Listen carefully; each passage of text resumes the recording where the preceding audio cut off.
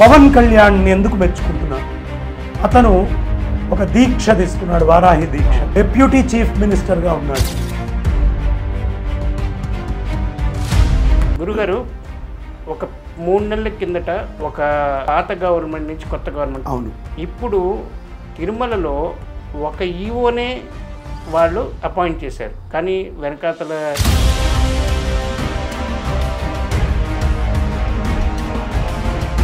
తిరుమల మొత్తం నడపడానికి ఒక ఈవో చాలు, మిగతావన్నీ పొలిటికల్. 3 నెలల నుంచి అన్ని సక్రమంగా 1 దాకా ఉన్నాయి. టీటీడీ ఇలాంటివి ఏదైనా వస్తే కేసులు పెడతాము, మేము అది చేస్తాము ఇది చేస్తాము అని. గవర్నమెంట్లో ఏదైనా తేడా ఉందండి, మాకు ఈ ప్రాబ్లమ్స్ ఉన్నాయని ఈవో గారు ఇప్పుడు ప్రక్షాళన అనేది మొదలుపెట్టారని చెప్పి డే 1 నుంచి చెప్తున్నారు. కానీ ప్రక్షాళన అనేది జరగలేదంటారు మీరు? We have done this. మేము ఈ పని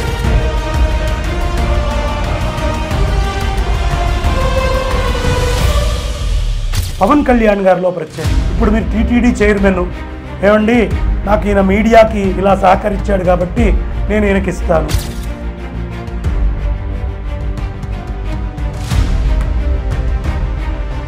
ఏమంటే పొలిటికల్గా ఖాళీగా ఉన్నారు. మా టీడీపీ గవర్నమెంట్కి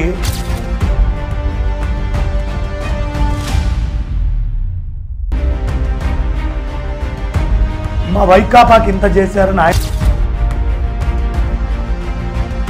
తిరుమల వెంకన్న కలియుగ వెంకటేశ్వరుడు, కలియుగ నాథుడు, కలియుగంలో అందరినీ బ్రోచడానికి అక్కడ కూర్చున్నటువంటి ఆ పరబ్రహ్మస్వరూపమైనటువంటి ఆ శ్రీమన్నారాయణమూర్తి గోవిందుడు వెంకటేశ్వరుడికి ఎలాంటి వాడిని పెట్టాలి?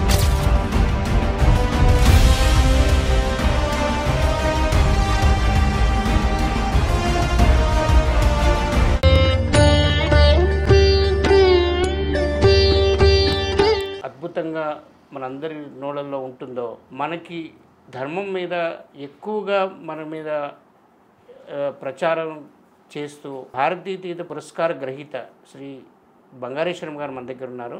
భక్తివన్ ప్రేక్షకులకి వారితో ఎక్స్క్లూజివ్ ఇంటర్వ్యూ మీ ముందు అందిస్తున్నాం. నమస్కారం గురుగారు.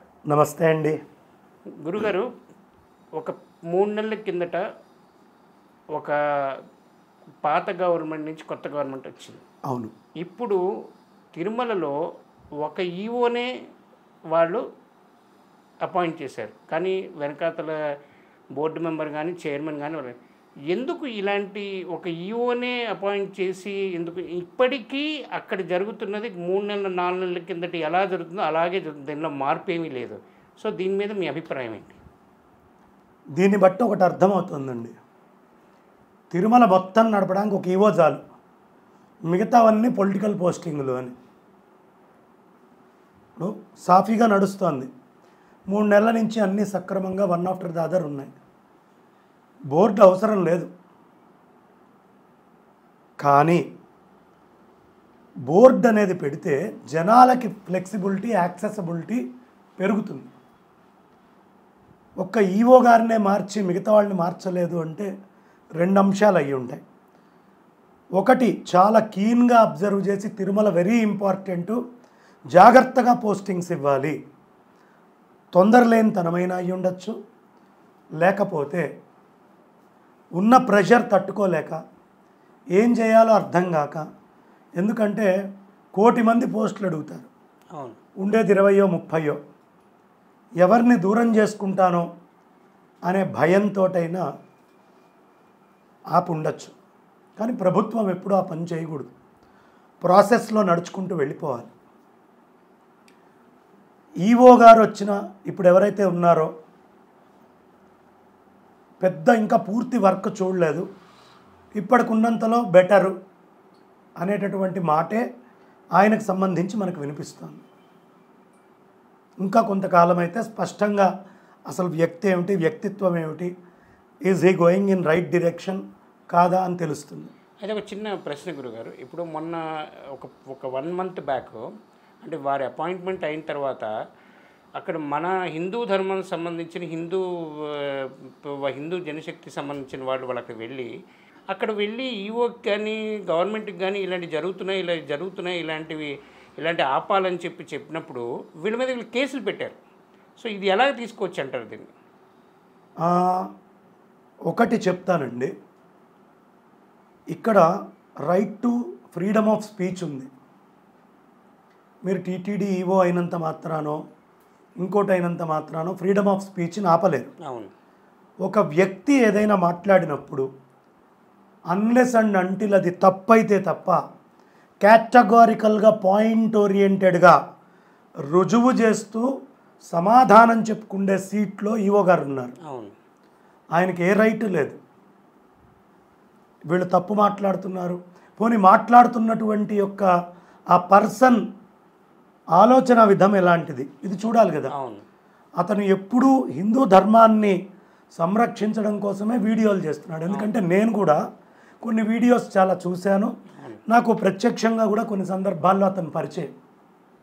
ఇలాంటి తప్పుడు నిర్ణయాలు అది మరి ఈవో గారా జేఈఓ గారా ఎవరు చేశారో మనకు తెలియదు. ఎవరైనా ఒక సమస్యను ఎత్తి చూపించినప్పుడు ఎదిరించినట్టు మాట్లాడకూడదు. కొంతమంది అనొచ్చు, ఏమండి పబ్లిక్ ప్లాట్ఫామ్లో ఎందుకు, మా దగ్గరకు వచ్చి చెప్తే మేము సవరించుకుంటాం కదా అని. పబ్లిక్ ప్లాట్ఫామ్లో చెప్పకూడదు అనే ఆలోచన తప్పు ఫస్ట్. 2, వాళ్ళ దగ్గరికి వెళ్ళి ఇంతకుముందు చెప్పిన అంశాలనే వీళ్ళు మళ్ళీ తీసింది, కొత్తగా ఏం తీయలేదు. సో టీటీడీ ఇలాంటివి ఏవైనా వస్తే కేసులు పెడతాము, మేము అది చేస్తాం ఇది చేస్తాము అని బెదిరించడం తప్పు. They don't have right. ఇప్పుడు గవర్నమెంట్లో ఏదైనా తేడా ఉందండి, మాకు ఈ ప్రాబ్లమ్స్ ఉన్నాయని ఈవో గారు పైన గవర్నమెంట్కి రాస్తారా రాయరా? రాస్తే కంప్లైంట్ చేసినట్ట. రాసిన డాక్యుమెంట్ పబ్లిక్ డాక్యుమెంటే కదా. అదెంతో అందరూ ఈవో దగ్గరికి వచ్చి అర్జీ పెట్టుకోలేరు, అందరూ ఈవో దగ్గరికి వచ్చి సమస్యలు చెప్పుకోలేరు. అంటే ఇప్పుడు ప్రక్షాళన అనేది మొదలుపెట్టారని చెప్పి డే 1 నుంచి చెప్తున్నారు, కానీ ఇప్పుడు ప్రక్షాళన అనేది జరగలేదంటారు మీరు? జరిగితే బయటికి రావాలి కదా. So we have done this, మేము ఈ పని చేసాం, ఈ యాక్ట్స్ తీసుకున్నాం. ఏమన్నా వచ్చిందా న్యూస్ మీకు? రాలేదు. మేము తీసుకున్నటువంటి యాక్ట్స్ ఇవి, అన్యమతస్తులు ఇక్కడ పనిచేస్తున్నారు, వీళ్ళ మీద మేము తీసుకున్నటువంటి యాక్షను. ఎందుకు TV5లో ఇతర ఛానల్స్లో లైవ్లో నేను మాట్లాడా, ఇప్పుడు మాట్లాడలా. 2014లో టీడీపీ గవర్నమెంట్ గెలిచినప్పుడు మాట్లాడాము, 19లో వైకాపా గెలిచినప్పుడు మాట్లాడాం, మళ్ళీ రిపీట్ చేస్తాం. అది మా సమస్య. రోగము పోయిందాకా మందులు వేస్తాం, అవసరమైతే సర్జరీ అయిందాక కూడా చేస్తాం.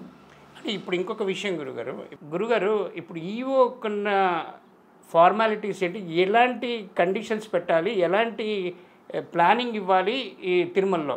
నాట్ ఓన్లీ ఈవో అండి, టీటీడీలో పనిచేసే ప్రతి employee, trust board member, chairman, వీళ్ళందరికీ కూడా రూల్స్ పెట్టాలి. ఎలాంటి రూల్స్ పెట్టాలి? ఏమంటే పొలిటికల్గా ఖాళీగా ఉన్నారు, మా టీడీపీ గవర్నమెంట్కి వీళ్ళు ఇంత సేవ చేశారు కాబట్టి నేను వీళ్ళకి చైర్మన్ పోస్ట్ ఇస్తాను, మా వైకాపాకి ఇంత చేశారని ఆయన చైర్మన్ పోస్టులు ఇవ్వడము, మా కాంగ్రెస్కి ఇంత చేశారని వాళ్ళు చైర్మన్ పోస్టులు ఇవ్వడము, ఈవోల్ని వేయడము, ఇది మహా అపరాధము. ఈ పర్టికులర్ విషయం వచ్చేటప్పటికి వెంకటేశ్వర స్వామికి ఎవరు బాగా చేయగలరు ఇది తెలుసుకొని వాళ్ళని మాత్రమే అపాయింట్ చేయాలి. స్టెప్ 1. స్టెప్ 2, ఎవరిని చైర్మన్గా వేసినా బోర్డు మెంబర్స్గా వేసినా వాళ్ళకి ఫస్ట్ మనకున్నది ఏంటంటే సంప్రదాయాలు, శైవము, వైష్ణవము, శాక్తేయము, గాణాపత్యము, సౌరము, షణ్మతాల్ని స్థాపించిన శంకర సిద్ధాంతం. ఆదిశంకర భగవత్పాదుల వారు అద్వైత, ద్వైత, అద్వైత, విశిష్టాద్వైతాలు, కొంత శైవం, ఇవి మనకి విభాగాలు. చైర్మన్ ఎవరైనా రానివ్వండి, వాడు ప్రతిజ్ఞ చేయాలి వెంకటేశ్వర స్వామి ముందు, ఇవాళ నుంచే నేను మద్యము మాంసము ముట్టుకోను, పరమ నిష్ఠతో నేను భగవంతుణ్ణే అర్చిస్తాను అని చెప్పి ఒక ప్రతిజ్ఞ చేయాలి. తర్వాత వాళ్ళని శృంగేరికి, ఏది అద్వైత పీఠానికి, ఒక ద్వైత పీఠం మంత్రాలయమో ఉడిపియో, అలాగే ఒక విశిష్టాద్వైత పీఠం, అక్కడే పెద్ద జియంగార్లు ఉంటారు, వాళ్ళ దగ్గరికి, ఒక శైవ పీఠం, ప్రతి పీఠంలో ఒక వారం రోజులు అయ్యా నియమబద్ధమైన జీవితం నేను ఎట్లా గడపాలి అని నెల రోజుల పాటు మొత్తము అన్ని ఆశ్రమాలకు పంపించి అందరి గురువుల దగ్గర తర్ఫీజు పొందినటువంటి వాడిని చైర్మన్గా బోర్డు మెంబర్లుగా తీసుకొచ్చి అపాయింట్ చేయాలి. అప్పుడు వాడికి పద్ధతి తెలుస్తుంది. వాడు కింద ఉన్న నలుగురు ఎంప్లాయీస్కి పద్ధతి అనేది నేర్పిస్తాడు. వాళ్ళకే తెలియకపోతే వీళ్ళకేం నేర్పిస్తాడు? అయితే ఒక చిన్న విషయం గురుగారు, ఇప్పుడు మీరు అన్నట్టుగా ఇప్పుడు మఠాల దగ్గరికి వెళ్ళి అంటే అసలు స్వామీజీలకే ఈ పోస్టులు ఇస్తే దాన్ని ఇంకా బాగా నడిపించగలరు కదా. స్వామీజీలకి ఇలాంటి పోస్టులు ఇవ్వకూడదు. రీజన్ ఏంటంటే వాళ్ళకి దండ పూజలు ఉంటాయి, ఉదయాన్నే వాళ్ళ పీఠ అనుష్ఠానాలు ఉంటాయి, పీఠ సంప్రదాయంలో వాళ్ళు చేసుకునే పూజలు ఉంటాయి, నవరాత్రి ఉత్సవాలు వస్తే వాళ్ళ ఆశ్రమంలో వాళ్ళు చేసుకుంటూ ఉంటారు. అదే సమయంలో ఇక్కడ ఉంటే వాళ్ళు తిరుమలకి న్యాయం చేయాలా, వాళ్ళ ఆశ్రమంలో మూల దేవతలకు న్యాయం చేయాలా. ప్లస్ ఇప్పుడు ఒక అద్వైత సంప్రదాయ పీఠాధిపతికి ఇచ్చారు, వాళ్ళు విశిష్టాద్వైత సంప్రదాయాన్ని ఆచరించాలి ఇక్కడ అంటే కష్టమవుతుంది. విశిష్టాద్వైత సంప్రదాయానికి సంబంధించిన వాళ్ళకి ఇచ్చారు, వాళ్ళు వైఖానస సంప్రదాయాన్ని యథాతథం పాటించాలంటే కష్టం. వైఖానస సంప్రదాయకులకు ఇచ్చారు ఇంకొకటి. ఇలాంటి ఇబ్బందులన్నీ ఉంటాయి.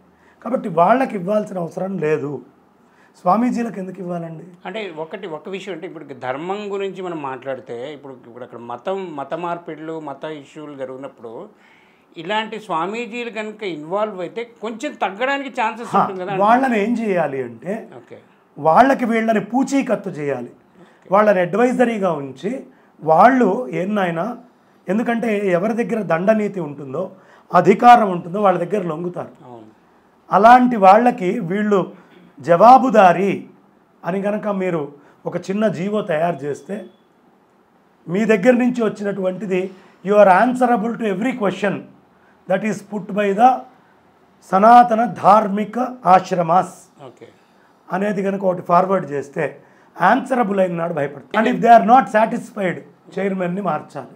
అంటే మీరు అనేది అంటే పొలిటికల్గా కాకుండా ఒక ధార్మిక వ్యక్తులకు తెలిసిన వాళ్ళకంటే వాళ్ళకి ఇస్తే బాగుంటుంది మీ ఉద్దేశం. ఇవ్వాలి. అది ధార్మికమైనటువంటి సంపత్తి. ఇప్పుడు ఇందాక లలిత్ అన్నారు మీరు. లలిత్ ఇలాంటి గొడవ చేస్తే లలిత్ మీద మేము ఇచ్చేస్తామని కాదు, లలిత్ లాంటి వాళ్ళని పిలిచి అడ్వైజరీ బోర్డుగా పెట్టుకొని నాయనా ఇదిగో ఈ పని చేస్తున్నాం, are we going in right direction or not, నీలో జీల్ ఉంది, నీలో ఈ తపన ఉంది, నువ్వు ఇదిగో హెచ్డిపిపిలో నువ్వు ఉండాలి అని పిలవాలండి అలాంటి వాళ్ళని. అంటే ఇక్కడ చిన్న విషయం గురుగారు, ఇప్పుడు రాధా మనోహర్ దాస్ గారికి ఫస్ట్ నుంచి ఒక అంటే ట్రోల్ అవుతుందో లేకపోతే ఏమిటో తెలియదు కానీ రాధా మనోహర్ దాస్ గారిని అపాయింట్ చేయబడి చాలామంది ప్రజలు కోరుకున్నారు.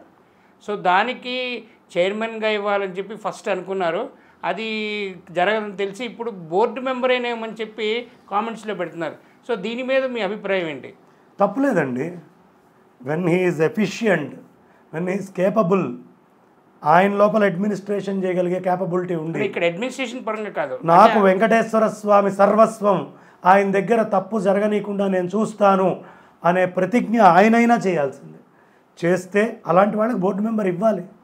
అన్నీ వదిలిపెట్టి ధర్మం కోసం అటు ఇటు తిరగట్లేదండి, ఏం పని ఆయనకి? కాబట్టి ధార్మికమైనటువంటి కార్యక్రమము జీవితంగా ఉన్న వాళ్ళకి ప్రాధాన్యత. ఇప్పుడు మీకు చెప్తాను, మీ మీడియా నుంచి కూడా ఒక పొరపాటు జరుగుతుంది. ఏంటి మీడియా నుంచి జరిగే పొరపాటు? మీడియా నుంచి జరిగే పొరపాటు, తిరుమలకి ఒక సినిమా స్టార్ వెళ్ళారనుకోండి, ఓ క్రికెట్ స్టార్ వెళ్ళారు, ఓ రాజకీయ నాయకుడు వెళ్ళాడు, వెంటనే కెమెరా పెట్టి ఇంటర్వ్యూ చేస్తారు. ఆ తిరుమల గొప్పతనాన్ని ఆధ్యాత్మికంగా చక్కగా ప్రచారం చేస్తున్న ప్రవచనకర్త వెళ్ళాడు అనుకోండి, పట్టించుకోరు. అసలు మీ కెమెరా ఉంటుందా? ఆ ఏరియాలో ఎవరికి ఇంపార్టెన్స్ ఇవ్వాలి? ఒక క్రికెట్ స్టేడియంలో క్రికెటర్కి ఎంత ఇంపార్టెంట్ ఉంటుందో సనాతన ధర్మ ప్రచారం చేసేటటువంటి వాళ్ళకి మీడియా ఎలివేషను, వాళ్ళకు అవసరమైనటువంటి ప్రాపగేషన్ ఇవ్వదు. మీడియా అధినాయకులందరూ నేర్చుకోవాలి, తెలుసుకోవాలి ఎవరికి ఎక్కడ ప్రాధాన్యత ఇవ్వాలి. క్రికెట్ గ్రౌండ్లో క్రికెట్ ఆడే అతను దర్శనం చేసుకొని వస్తే అతనికి ఏమిటండి సంబంధం? ఓ సినిమాల్లో నటించేటువంటి స్టార్కి మీడియాలోంచి బయటకు వస్తే ఏమిటి సంబంధం? అంటే మీరు అంటున్నారు కాబట్టి ఇప్పుడు మీకు ఇంకొక ఇష్యూ ఏంటంటే ఇప్పుడు పవన్ స్టార్ గారు డిప్యూటీ సీఎంగా అయ్యారు. సో వారి యొక్క ఆధీనంలో వెళ్ళాలని చెప్పి కూడా ఒకటి జరుగుతుంది. సో మంచిదే కదా. ఇప్పుడు నేను మీకు ఒకటి చెప్తానండి, పవర్ స్టార్ని నేను చాలా సందర్భంలో ఆయన పవన్ కళ్యాణ్, పవర్ స్టార్ అంటే ఏంటో కూడా తెలియదు నాకు. పవన్ కళ్యాణ్ గారు ఆయన మాటలో ఒక నిజాయితీ, ఒక స్వచ్ఛత, ఒక నిబద్ధత కనిపిస్తుంది. మన ఛానల్లోనే ఒకసారి వేసాం మనం వాటి గురించి. మీకు గుర్తుందో లేదో, అన్నవరం కేసు జరిగినప్పుడు మనం మాట్లాడాం, పురోహితుల్ని వేలంపాట వేశారు.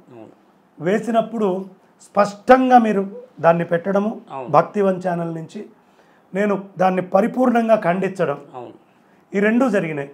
ఆశ్చర్యం, నాకు తెలియకుండానే జనసేన పార్టీ వాళ్ళే ఈ వీడియోని క్లిప్పింగ్ తీసుకొని పవన్ కళ్యాణ్ గారితో కలిపి వేశారు కూడా.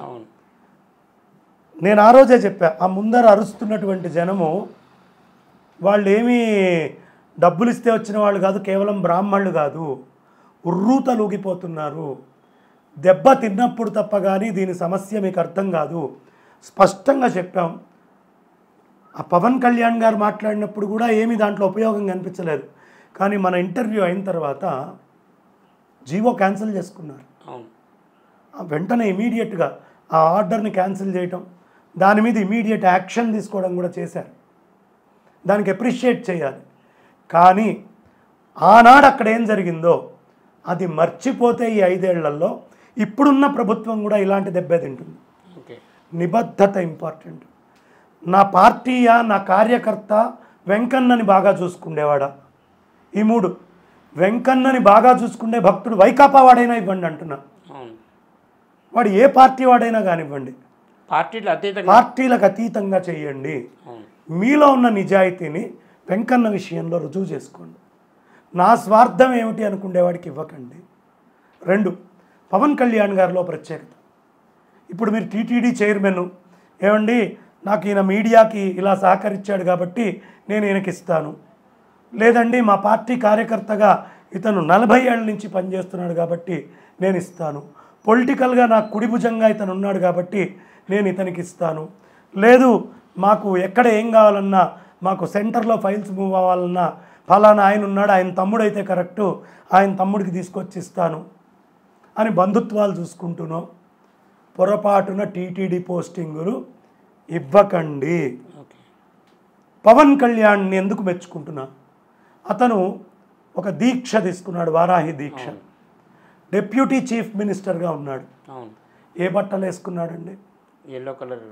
16 రోజుల వారాహి ఎంత దీక్షో, తిరుమల వెంకన్న, కలియుగ వెంకటేశ్వరుడు, కలియుగనాథుడు, కలియుగంలో అందరినీ బ్రోచడానికి అక్కడ కూర్చున్నటువంటి ఆ పరబ్రహ్మస్వరూపమైనటువంటి ఆ శ్రీమన్నారాయణమూర్తి గోవిందుడు వెంకటేశుడికి ఎలాంటి వాడిని పెట్టాలండి? ఇంకెంత దీక్షగా ఉండాలి? ఆయన దీక్ష చూస్తే ఆనందం అనిపించింది నాకు. అంబానీ ఇంటికి పెళ్ళికి వెళ్ళాడు. ఆయన ఏమాత్రం మొహమాటం లేకుండా తన దీక్షా వస్త్రం ఏదో అదే వస్త్రం మీద వెళ్ళాడు.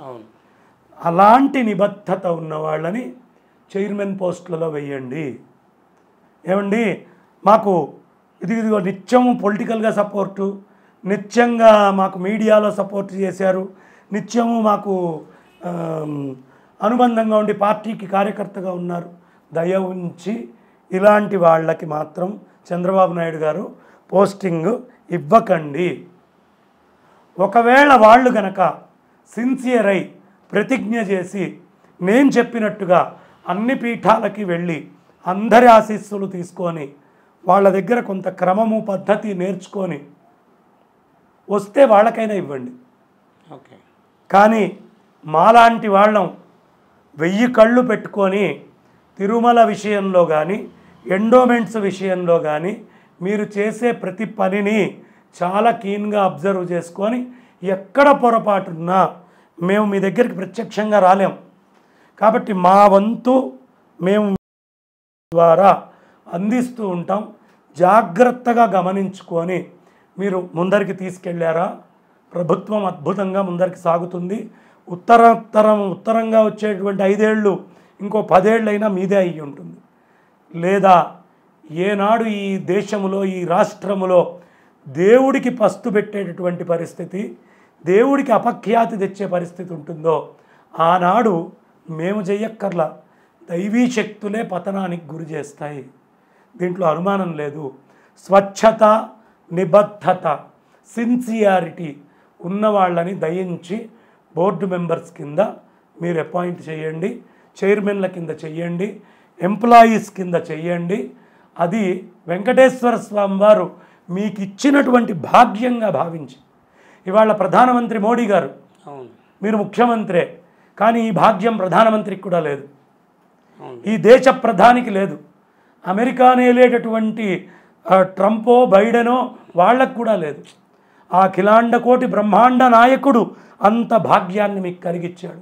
దీన్ని సద్వినియోగం చేసుకోండి. ఈ సద్వినియోగం చేసుకొని సక్రమమైనటువంటి వాళ్ళని తీసుకొచ్చి పెడితే 100 సంవత్సరాలైనా చంద్రబాబు నాయుడు గారిని చూసి తిరుమలకి కమిటీ ఎలా వెయ్యాలి అని నేర్చుకుండే ప్రమాణమైన కొలబద్దగా మీరు ఉండాలని మనస్ఫూర్తిగా నేను కోరుకుంటున్నాను. గురుగారు, ఇంకొక చిన్న విషయం, ఇప్పుడు మీరు తిరుమల గురించి మాట్లాడారు. ఇప్పుడు వేరే దేవస్థానాలు, ఇప్పుడు శ్రీశైలం కానీ, ఇప్పుడు అన్నవరం కానీ, ఎక్స్పెషల్లీ మన కనకదుర్గ టెంపుల్లో కూడా ఇలాంటివి చాలా ఇష్యూస్ ఉన్నాయి. సో దీని మీద మీ యొక్క అభిప్రాయం ఏంటి? నేను ఇందాక మీతోటి మాట్లాడేటప్పుడే అన్నాను, not only Tirumala, entire endowments నుంచి కూడా యోగ్యంగా మేము ధర్మంగా నడుపుతాము అని చెప్పగలిగి దొరికే వాళ్ళు ఉంటే, దయ ఉంచి మీ టర్ములో వాళ్ళకి సిన్సియారిటీ ఉన్నట్లయితే వాళ్ళకి ఎగ్జిక్యూషను, ఎగ్జెంప్షను, ఎడాప్షన్ అని 3 రూల్స్ తోటి ఉంటాయి. ఈదర్ ఎగ్జిక్యూషనో, ఎగ్జెంప్షనో, ఎడాప్షనో ఏదో ఒక రూపంలో కొన్ని గుళ్ళని వాళ్ళకి అప్పచెప్పండి. ఊళ్ళో వాళ్ళు గుడి వేరు మేము వేరు అనుకుంటున్నారు, మళ్ళీ వాళ్ళని గుడిని కనెక్ట్ చేయడం ఎలా అనేది ఆలోచించండి. వీళ్ళందరూ మీకు 5 ఏళ్ల తర్వాత వచ్చే పరీక్షకి మీ బలంగా మీ పక్కన నిల్చొని ఉంటారు. కాబట్టి నిబద్ధతతో శ్రీశైలమైన, కనకదుర్గమ్మవారి గుడైన, సింహాచలమైన, అన్నవరమైన, దాక్షారామమైన, సామర్లకోట భీమేశ్వరుడైన, అమరావతి అయినా, పంచారామాల్లో ఏ క్షేత్రమైనా, అదే నెల్లూరులో ఉన్న మహాక్షేత్రాలు కావచ్చు, శ్రీకాకుళంలో ఉన్న అరసవెల్లి లాంటి క్షేత్రాలు కావచ్చు, అన్నిటినీ ప్రతి క్షేత్రానికి ధర్మం చేయండి. రెండో డిమాండ్, మీరు వైకాపా ప్రభుత్వంలో ఈ గుళ్ళు ధ్వంసమైనాయి, ఈ రథాలు పాడైనాయి అని మీరందరూ కూడా టీవీ ఛానల్స్లోకి వచ్చి గోల చేశారు. ఇవాళ కేసెస్ రీఓపెన్ చేయండి. ఎవరు వాటన్నిటికీ బాధ్యులో, అయిపోయింది కదా 5 ఏళ్ళు, మేము వచ్చేసాం కదా పదవిలోకి, ఇంకా మాకు సంబంధం లేదు అని అనుకుంటే ఇవన్నీ మీకు వెనకాల వస్తాయి. ఈ మొత్తము క్యారీ ఫార్వర్డ్ అవుతుంది. ఎందుకంటే పక్కవాడు చేసిన తప్పుని దిద్దుకుంటూ మనం తప్పు చేయకూడదు. ఏమండి, పక్కవాడు దిద్దిన రంధ్రాలు, చేసిన రంధ్రాలు మేము అంతే వదిలిపెట్టేస్తాం, కానీ ఇప్పటి నుంచి ఏదో చేసుకెళ్తాం అంటే తప్పు చేసిన వాడు 5 ఏళ్ల క్రితం వాడైనా 10 ఏళ్ల క్రితం తప్పైనా they are punishable as per constitution. Okay, శిక్షించబడాలి. ఇప్పటికి మాకు జాబితా రాలేదు. విజయవాడ కనకదుర్గ గుళ్ళో వెండి ఏమైంది, సింహాలు ఏం జరిగినాయి, అదే రథం ఎవడు తగలబెట్టాడు, ఆ రామచంద్రమూర్తి యొక్క శిరస్సుని ఛేదించిన వాడెవడు, ఆంజనేయ స్వామి విగ్రహాలు పగలగొట్టిన వాడెవడు, ఇలా అర్చకుల్ని కొట్టిన వాడెవడు, గుళ్ళల్లో ఎవరు ఏమేం పనులు చేశారు, దయ ఉంచి ఇవన్నీ బయటికి తీసి వీటన్నిటికీ మీరు శిక్ష వేస్తే మీరు కంకణబద్ధులై ఉన్నారు ఈ ధర్మాన్ని కాపాడే విషయంలో అని మేము నమ్ముతాం. కారణం, మాకే కాంక్షలు, పదవీకాంక్షలు, ఆశలు, మీరేదో పోస్ట్ ఇస్తారేమో అని ఎదురు చూసే ఆలోచనలు మాకు లేవు. మాకు ధర్మమే ప్రధానము. ధర్మస్య జయోస్తు.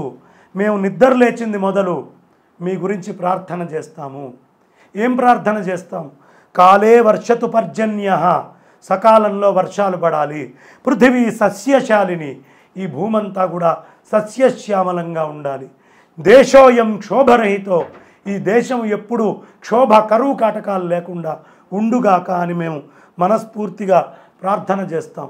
అది చెప్పే విషయంలో కూడా నిర్భయంగా ఉంటాం. బ్రాహ్మణా సంతు నిర్భయా. ఇంకొక విషయం ఇందులో దేశోయం క్షోభరహితం అని చెప్పినప్పుడు ఇక్కడ మేము అందరం కోరుకుంటాం, ఈ ఏలేటటువంటి రాజులు ఎవరెవరైతే ఉన్నారో వాళ్ళందరూ కూడా ధర్మముతో ఉండుగాక. అయితే ఇంకొక చిన్న విషయం గురుగారు, మొన్న వైసీపీ అంటే ఒక 3-4 మంత్స్ బ్యాక్ ఈ పరకాం మనీ అని చెప్పి ఒక డబ్బులు లెక్క పెడతారు తిరుమలలో. అక్కడ ఏంటంటే డాలర్స్ ఒక మిస్ అయ్యాయి. అది కేసు కూడా బయటికి రాలేదు. ఎంతకాలం క్రితం? ఒక 3-4 నెలల కిందట. అంటే ఇప్పుడున్న ప్రభుత్వంలోనే పాత ప్రభుత్వం. పాత ప్రభుత్వంలో. సో దాన్ని ఇంకా అసలు ఇప్పటి వరకు దానికి అసలు మూమెంట్ లేదు, ప్లస్ దాన్ని ఎవరు తీయని కూడా తీయట్లేదు. సో ఇది ఇంకా తిరుమలలో ఇంకా జరుగుతూనే ఉన్నాయి, ఇప్పటికీ జరుగుతున్నాయి అని చెప్పి చాలామంది అంటున్నారు. సో దీన్ని మనం ఎలా అరికెట్టగలగాలి? నేను ఒకటే ఎప్పటి నుంచో చెప్తున్నానండి, స్టేట్ గవర్నమెంట్లో చీఫ్ మినిస్టర్ ఉండొచ్చు కాక, ఎయిర్పోర్ట్స్ ఉన్నాయి, ఎయిర్పోర్ట్స్లో ఉండేటటువంటి ఎవరుంటారండి? సిఆర్పిఎఫ్ సెంట్రల్ వాళ్ళు సెంట్రల్ కంట్రోల్లో ఉంటారు. నేనేం చెప్తానంటే ఏ గ్రేడ్ టెంపుల్స్ టీటీడీ లాంటి టెంపుల్స్ ఏ ఉన్నాయో మీకు ఎయిర్పోర్ట్లో నుంచి ఈ దేశపు నగదు లేదా ఈ రాష్ట్రం నుంచి ఆ రాష్ట్రానికి ఒక సంపద తరలిపోతుంది అని మీరు ఎంత జాగ్రత్తగా ఎయిర్పోర్ట్స్లో పెడుతున్నారో అలాగే తిరుమలలో బొక్కసం ఉంది, అనేకమైనటువంటి రత్నాలు, మంచి వజ్రాలు, వైఢూర్యాలు అనేకం ఉన్నాయి. ఇవన్నీ ఎలా బయటికి పోతున్నాయో, అక్కడ ఏం రీప్లేస్ అవుతున్నాయో తెలియదు. ఓ సబ్జెక్ట్ నడుస్తోంది, ఇక్కడ ఏదో తేడా జరుగుతోంది అని. మాకు ఆ శంకలు పోవాలి అంటే ఆ ఎంట్రన్స్ దగ్గర ఉండేటటువంటి మొత్తము భద్రత ఏదైతే ఉందో అది సెంట్రల్ కంట్రోల్లోకి వెళ్ళాలి. ఎగ్జిక్యూషను, లా అండ్ ఆర్డర్ అంతా స్టేట్ కంట్రోల్లో ఉండాలి.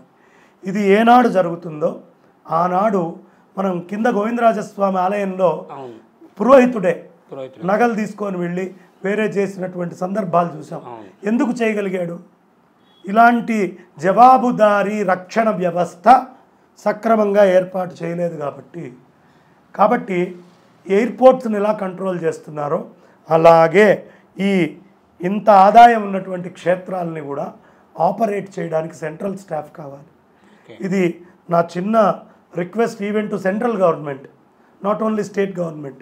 ఇప్పుడు ఎన్డీఏ ప్రభుత్వమే కాబట్టి కలిసి మీరు ప్రభుత్వం ఏర్పాటు చేయడంలో ఎంత స్ఫూర్తిని చూపించారో కలిసి రక్షణను ఏర్పాటు చేయడంలో కూడా అదే స్ఫూర్తిని చూపిస్తే, ఇవాళ చంద్రబాబు నాయుడు గారు ఇక్కడ పెట్టారు, రేపు ఇంకో ప్రభుత్వం రావచ్చు, రేపు ఇంకొక ఎవరైనా దొంగలే వేరే కొత్త వాళ్ళు ఎవరైనా రావచ్చు, ఇప్పటిదాకా పాలించని వాళ్ళు, వాళ్ళకి కూడా ఆపర్చునిటీ లేకుండా రక్షణనిచ్చిన వాళ్ళం అవుతాం. కాబట్టి బాబు గారు అనేక కోణాల్లో దీన్ని ఆలోచించాలి. ఇప్పుడు దీన్ని జాగ్రత్తగా ప్రమోట్ చేస్తూ ముందరికి తీసుకెళ్ళాలి. లేకపోతే జనాలల్లో విశ్వాసం ఏదైతే ఉందో మీరు ఈ ధర్మాన్ని రక్షిస్తారు అని దాన్ని పెంచారు అని అనుకోరు. అది అనుకోవాలి అంటే ఈ పనులు మీరు చేయాలి. ఓకే గురుగారు, చాలా సంతోషం. తిరుమల విశేషాలు చెప్పినందుకు, తిరుమల గురించి మీ అడ్వైజ్ ఇచ్చినందుకు గవర్నమెంట్కి చాలా ధన్యవాదాలు.